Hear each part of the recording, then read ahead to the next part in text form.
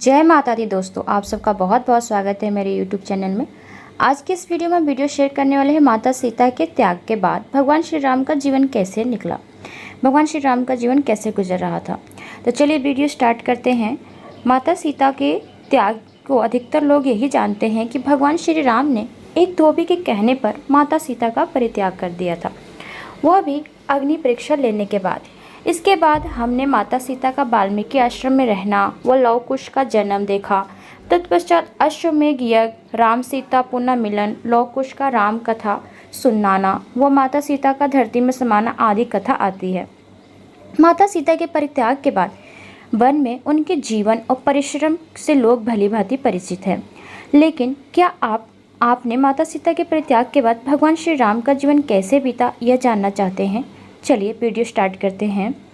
सबसे पहले यह जान लें कि भगवान राम ने माता सीता का कभी त्याग नहीं किया था, बल्कि वे तो सीता के लिए अपना राज सिंहासन तक छोड़ देना चाहते थे। साथ ही माता सीता पर उंगली उठाने वाला केवल एक धोबी नहीं, बल्कि अयोध्या की अधिकांश प्रजा थी। धोबी की तो एक घटना हुई थी जिसके कारण भगवान राम को प्रजा के बीच जाना पड़ा व इससे उन्हें प्रजा का मत पता चला। राम व सीता के अलग होने के पीछे समाज व आने वाली पीढ़ियों को एक संदेश देना था। कहते हैं, ना स्वयं की प्रजा पर हथियार उठाने से अच्छा उनके गलत विचारों को ही काट दिया जाए तो वह एक उदाहरण बन जाता है। यही उदाहरण प्रस्तुत करने के लिए माता सीता वन में गई। वह यही उदाहरण भगवान राम ने राजमहल में रहकर प्रस्तुत किया। प्रजा के द्वारा माता सीता पर कलंक लगाने के बाद रघुवंशी कुल की मर्यादा के बाद माता सीता ने स्वयं बन जाने का निर्णय लिया। वह अयोध्या की प्रजा को कुछ बुरा नहीं कहा। उन्होंने खुशी खुशी महारानी होते हुए भी एक सन्यासी का जीवन चुना, वह भी तब जब गर्भवती थी। उन्होंने अयोध्या की जनता को दिखा दिया कि वह एक स्त्री का सबसे बड़ा अस्त्र हिंसा नहीं बल्कि त्याग है। वह लोगों के शरीर को नहीं अपितु मन को काटती है। चलिए जानते हैं कि माता सीता के जब त्याग करने के बाद भगवान श्री राम का जीवन कैसे बीता। श्री राम माता सीता को वन भेजने के लिए बिल्कुल विरोध थे, लेकिन सीता के हठ व संकल्प के आगे वे हार गए थे। सीता ने उन्हें अपनी प्रतिज्ञा दी थी कि वह उनके जाने के बाद अश्रु न बहाने को कहा था, ताकि अयोध्या की प्रजा उन्हें कमजोर न समझे। भगवान राम को माता सीता अपने प्राणों से भी ज़्यादा प्रिय थी, लेकिन माता सीता को दिए वचन के अनुसार उन्होंने कभी उनकी याद में आंसू नहीं बहाए। हालांकि उनका मन अंदर से बिल्कुल हमेशा अकेला रहता था। माता सीता के जाने के बाद भगवान श्री राम ने अप्रत्यक्ष रूप से अयोध्या की जनता को कई संदेश दिए। प्रजा राजा की हर चीज़ देखती है, वह उसका अनुसरण करती है।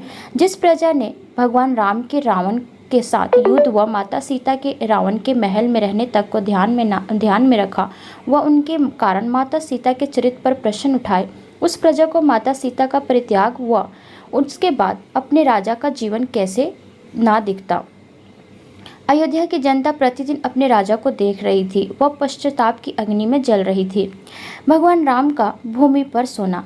माता सीता के त्याग के बाद भगवान राम ने अयोध्या के राजा होते हुए भी सब निजी सुखों को त्याग दिया था।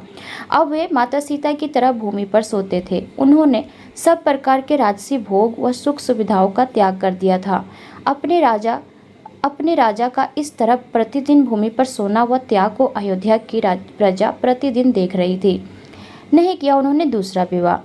उस समय राजाओं के द्वारा अपनी पत्नी के साथ में होते हुए भी कई विवाह करने की परंपरा थी, लेकिन भगवान राम ने माता सीता के त्याग के बाद भी कभी दूसरी स्त्री से विवाह का नहीं सोचा।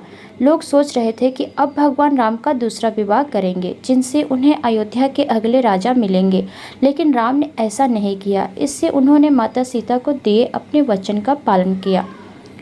प्रजा के सामने हमेशा प्रसन्न रहना।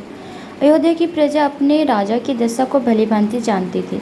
वह उनसे दंड चाहती थी, लेकिन भगवान राम ने कभी दंड देना तो दूर उन्हें भला बुरा भी नहीं कहा। उन्होंने प्रजा के सामने स्वयं को हमेशा बाहरी रूप से प्रसन्न व मजबूत रखा। राम राज्य की स्थापना। वे प्रतिदिन राम राज्य से जुड़े काम करते रहे, जनता के सुख दुख सुनते रहे, वह सभी को न्याय देते रहे। उन्होंने अपने राज्य को ऐसे संभाला जिसका उदाहरण आज तक राम राज्य के रूप में दिया जाता है। नहीं तोड़ा था उन्होंने सीता जी का संकल्प।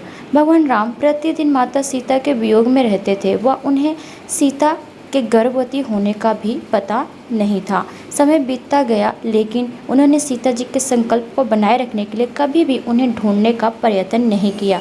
वे केवल अपने मन में सीता की छवि से ही बात किया करते थे। अश्वमेध यज्ञ के समय विवाह की बात का खंडन करना।